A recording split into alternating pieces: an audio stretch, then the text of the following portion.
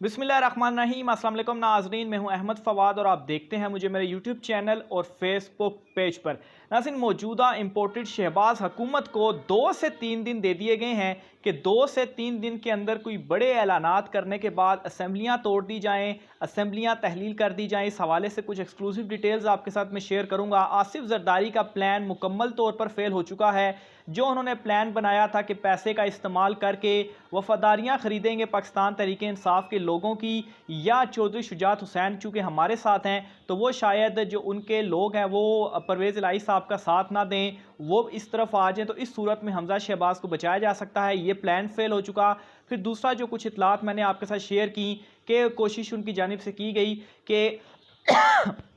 माफ़ कीजिएगा कि परवेज़ इलाही को हुकूमती उम्मीदवार जो है वो बना दिया जाए और अपने जो उनसे मामलात हैं वो दुरुस्त कर लिए जाए। डबल गेम की गई, लेकिन ये भी जो है वो फेल हुई। कुछ एक्सक्लूसिव डिटेल्स नाज़रीन, बड़ी एक अहम मीटिंग हुई है। उस मीटिंग में असम्बलियाँ तोड़ने के हवाले से कुछ डिसीजंस हुए हैं, वो मैं आपके साथ शेयर करूँगा। दूसरे नंबर पर जो इत्तेहादी हैं नाज़रीन, इत्तेहादियों ने बाकायदा तौर पर अब ये क्लियर मैसेज जो है वो दे दिया है कि हम अब आपके साथ इस तरह से मज़ीद नहीं चल सकते, बाय बाय टाटा कह दिया है। यहाँ तक कि जो इंडिपेंडेंट आज़ाद उम्मीदवार पंजाब में इनके साथ थे वो भी बाकायदा तौर पर इनके ऊपर फट चुके हैं।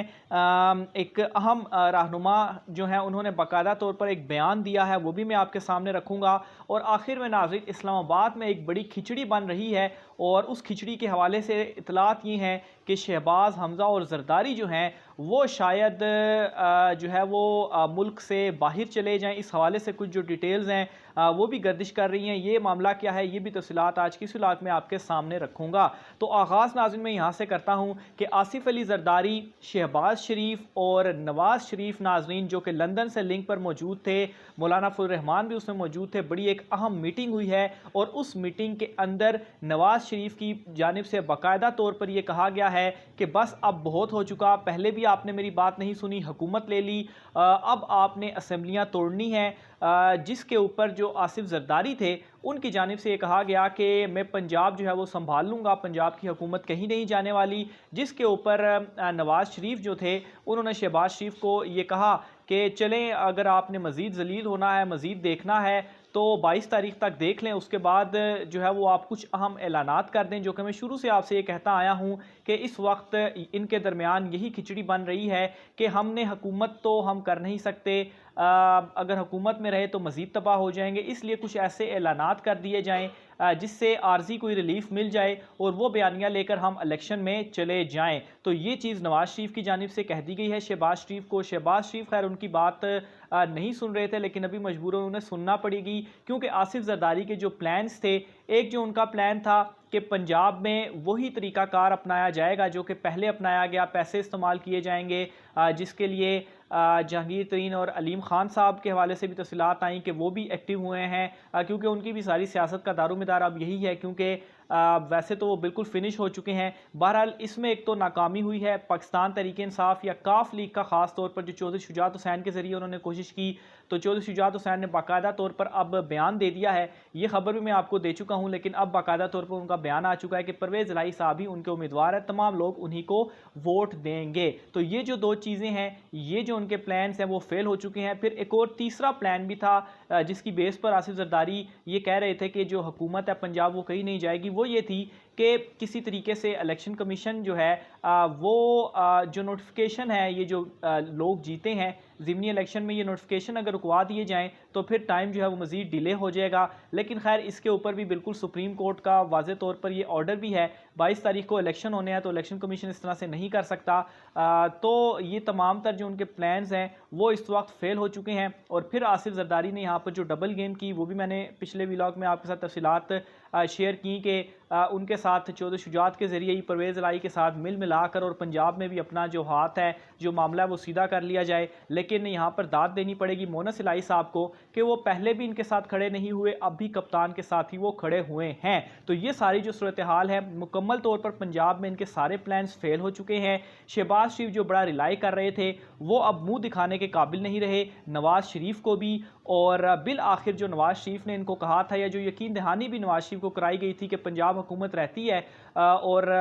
रहेगी। और उसमें नवाज शरीफ ने ये कहा भी था उस मीटिंग में कि ठीक है, अगर 22 तारीख तक भी हम देख लेते हैं, अगर मामलात सही नहीं हुए, हुकूमत नहीं रहती, तो फिर जो है वो फौरी तौर पर जो असम्बलियाँ हैं वो तहलील कर दी जाएँ। तो नवाज शरीफ की जानिब से ये जो पैगाम है वो दे दिया गया है शहबाज शरीफ को कि असम्बलियाँ तोड़ दी जाएँ। अब तो खैर तमाम तर मामलात जो हैं वो बिल्कुल सीधा जो है वो नज़र आने लग पड़े हैं। जो तमाम तर तफसीलात हैं वो बाकायदा तौर पर टीवी के ऊपर आने लग पड़ी हैं और ये तमाम तर तफसीलात अल्हम्दुलिल्लाह अल्लाह के करम से ये जो ख़बर थी वो हम आपको पहले जो है वो मैंने ये ख़बर ब्रेक भी की थी और अपने वीलॉग के ज़रिए जो नाज़रीन मुझे रेगुलर सुनते भी हैं वो वीलॉग्स उठा के देख लें कि ये तमाम तर जो चीज़ें थी, जो ख़बरें थी, वो मैं उन तक पहुंचा चुका था। लेकिन अब जो है वो बाकायदा तौर पर जो उनकी तस्दीक है वो भी हो चुकी है। तो बहरहाल ये भी तय हो चुका है कि अब वो असम्बलियाँ तोड़ देंगे, लेकिन चूँकि मज़ीद ज़लील उन्होंने होना है तो इस वजह से ज़लील होकर उन्होंने ये काम जो है वो करना है। बहरहाल ये मैसेज उनको पहुंच चुका है कि 2 से 3 दिन वैसे भी रह चुके हैं, 22 तारीख को या अगर 23-24 को भी तोड़ते हैं तो बहरहाल ये मैसेज उन्हें दे दिया गया है। दूसरे नंबर पर जो इत्तेहादी जमातें हैं नाज़रीन, इत्तेहादी जमातों के साथ भी जो इनकी मीटिंग थी जिसके ऊपर ये कह रहे थे कि हम अपने इत्तेहादियों के साथ मिलकर कोई डिसीजन करेंगे, इत्तेहादी जमातों ने भी इनको बाकायदा तौर पर क्लियर मैसेज दे दिया है कि भाई इस तरह से हुकूमत के साथ हम नहीं रह सकते, ऑलरेडी अवाम में हम गंदे हो चुके हैं। तो टाटा बाय बाय उनकी तरफ से भी कर दिया गया है। जो इनकी इत्तेहादियों के साथ मीटिंग हुई उसमें MQM की जानिब से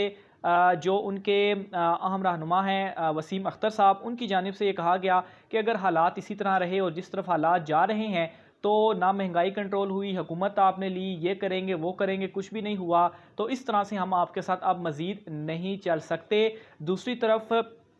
मोहसिन दावड़ साहब जो हैं, जिनका खैर बेशक एक ही वोट या 2 वोट क्यों ना हो, लेकिन हुकूमत खैर खड़ी ही एक वोट के ऊपर है, तो उनकी भी जानिब से बाकायदा तौर पर जो क्रिटिसिज्म है उस अहम मीटिंग के अंदर वो इनके ऊपर किया गया। इनसे ये कहा गया मोहसिन दावड़ की जानिब से कि आपने अभी तक अली वज़ीर जो हैं वो जेल में हैं, उनको आप इंसाफ नहीं दिला पाए, आप जो है वो अवाम की तवक्कात के ऊपर पूरा नहीं उतर सके, हुकूमत आपने ली क्यों थी, क्या ज़लील होने के लिए हुकूमत ली थी, अभी तक इमरान खान साहब को आप रोक नहीं सके, तो आपके बस का जो ये खेल है वो नहीं है। तो उनकी जानिब से भी जो हाथ हैं वो खड़े कर दिए जा चुके हैं और ये बाकायदा तौर पर जो सारी चीज़ें हैं रिपोर्टेड और अब सामने भी आ चुकी हैं। इसके अलावा जो इत्तेहादी हैं, ख़ास तौर पर ANP या कुछ अहम रहनुमा इवन के मुस्लिम लीग नून के भी, वो ये कोशिशें कर रहे हैं, पाकिस्तान तहरीक इंसाफ की क़यादत से राब्ते कर रहे हैं कि हमारे साथ आप सीट एडजस्टमेंट कर लें, हमें आप वापस कबूल कर लें। लेकिन नाज़रीन ये चीज़ मैं पहले भी बता चुका हूँ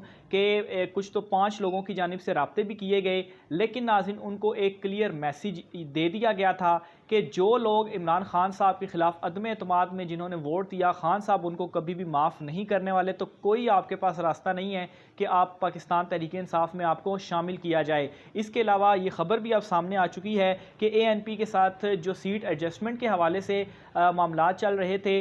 या जो ख़बरें फैलाई जा रही थी कि शायद पाकिस्तान तहरीक इंसाफ का ANP के साथ कोई सीट एडजस्टमेंट हो रहा है, तो इसकी भी बाकायदा तौर पर तरदीद आ चुकी है और ये तस्दीक भी है मेरी उस खबर की कि जो मैंने पहले कहा था कि बहुत सारे लोग राब्ते तो कर रहे हैं, उनकी ख्वाहिश तो है कि PTI का टिकट मिल जाए, क्योंकि इमरान खान साहब का बयानिया है जो है वो अवाम में मकबूल है, अवाम इमरान खान साहब के साथ है। लेकिन कप्तान इन लोगों को जिन्होंने धोखा दिया उनके साथ कभी भी नहीं बैठेगा। तो ये नाज़रीन इत्तेहादियों के हवाले से था। इसके अलावा इंडिपेंडेंट जो उम्मीदवार है शहबाज शरीफ के जो मुआमने खसूसी हैं सेनेटर अब्दुल करीम साहब, ये इंडिपेंडेंट थे, ये सेनेटर है इंडिपेंडेंट, इनकी जानिब से भी बाकायदा तौर पर ये मैसेज दे दिया गया है कि एक इंटरव्यू दिया गया और इस इंटरव्यू में इन्होंने बाकायदा तौर पर यह कहा है कि आपको अब हुकूमत पहले ही नहीं लेनी चाहिए थी, आपने गलती की पहले लेकर, उस वक्त भी ये था कि हुकूमत नहीं लेनी चाहिए। आपके अपने मुस्लिम लीग नून के अंदर ये चीज़ें बातें जो है वो लोग अपना मौक़िफ़ दे रहे थे कि हुकूमत नहीं लेनी चाहिए, असम्बलियाँ तहलील हो गई हैं, ठीक है इलेक्शन में जाना चाहिए, लेकिन शहबाज शरीफ को बड़े बुरे तरीके से आसिफ जरदारी ने फंसाया और नून लीग की ऐसी की तैसी करके उन्होंने रख दिया है। तो बहरहाल इन्होंने भी कह दिया कि आपको हुकूमत से अब इस्तीफ़ा दे देना चाहिए, हुकूमत को छोड़ देना चाहिए। तो ये जो सारी सूरत हाल इस वक्त चल रही है, तमाम जो इनके प्लान्स हैं जिस जिस तरफ भी ये जा रहे हैं, और यहाँ तक भी आपको एक बात बता दूँ अहम हलकों के हवाले से भी कि उनके ऊपर इनका बहुत ज़्यादा रिलाय था उनसे इनकी जानिब से जो हेल्प है वो मांगी गई है और वहाँ से इनको वाज़ेह तौर पर इनकार का जवाब दिया जा चुका है। और ये कहा गया है कि जिस तरफ डॉलर की कीमत आज चली जा चुकी है, 225 रुपये जो है वो डॉलर क्रॉस कर चुका है, मईशत ख़राब तबाह कर दी गई है, तो हमारी तरफ से बिल्कुल जो है वो हम न्यूट्रल हैं और कोई जो हेल्प है वो आपको नहीं अब की जाएगी। नून लीग की तरफ से बड़ी दुहाइयाँ जो है वो दी गई और ब्लैकमेल करने की भी एक किस्म की कोशिश की गई कि जो जावेद लतीफ़ साहब का बयान था कि भाई हमें तो जो है वो डरा कर अदम एतमाद लाए, फिर हम हुकूमत आए और अब जो है वो हम अकेले हो गए। तो बहरहाल ये जो चीखों की आवाज़ें हैं वो नून लीग की तरफ से अब आएंगी। दूसरी तरफ नाजरीन, ये इतलात इस वक्त सामने आ रही हैं कि इस्लामाबाद में कोई बड़ी खिचड़ी बन रही है, क्योंकि इनको ये अब भांप चुके हैं और ये चीज़ साफ नज़र आ चुकी है कि अब हुकूमत का तो सफाया हो गया, पंजाब के बाद वफाक की बारी है। तो इसलिए जेल से बचने के लिए, अपने केसी से बचने के लिए जो एनआरओ उन्होंने खुद को दिया था वो एनआरओ अब ख़त्म होने वाला है। तो इसलिए किसी तरीके से रातों रात जो है वो भागने की कोशिश की जाए। हमज़ा, आसिफ जरदारी और शहबाज शरीफ, इन तीनों के हवाले से ये जो इतलात हैं वो गर्दिश कर रही हैं कि ये जो है वो बैरून मुल्क चले जाएंगे, क्योंकि अगर यहाँ पर रहे तो उसके बाद तो इनकी जो हालत है वो पतली होने वाली है। और इससे पहले भी शहबाज शरीफ, आपको याद होगा, जो लाहौर एयरपोर्ट पर इनको रोका गया था कि वाच लिस्ट में गालिबन इनका नाम है, इन्होंने मुल्क से बाहर जाने की कोशिश की थी। तो बहरहाल इस वक्त ये जो चीज़ें हैं वो भी गर्दिश कर रही हैं और बिल्कुल ये जो चीज़ें हैं जो इस वक्त सूरत हाल बनी हुई है, तो उस सूरत में इनके पास यही ऑप्शन रह जाता है, क्योंकि मुकम्मल तौर पर इमरान खान साहब की जानिब से इन्हें जो है वो इस तरह से फंसाया गया है कि अब कोई भी कार्ड इनके पास मौजूद नहीं है। आसिफ जरदारी जो खुद को बड़ा खिलाड़ी कहते थे, वो नून लीग को तो मात देने में कामयाब हुए हैं, लेकिन अपनी भी इस वक्त उनकी हालत पतली हो चुकी है। मज़ीद तफ़सीलात भी आपके साथ शेयर करूँगा, राय का इज़हार कमेंट बॉक्स में कीजिएगा। मुझे इजाज़त दीजिए, अल्लाह हाफ़िज़।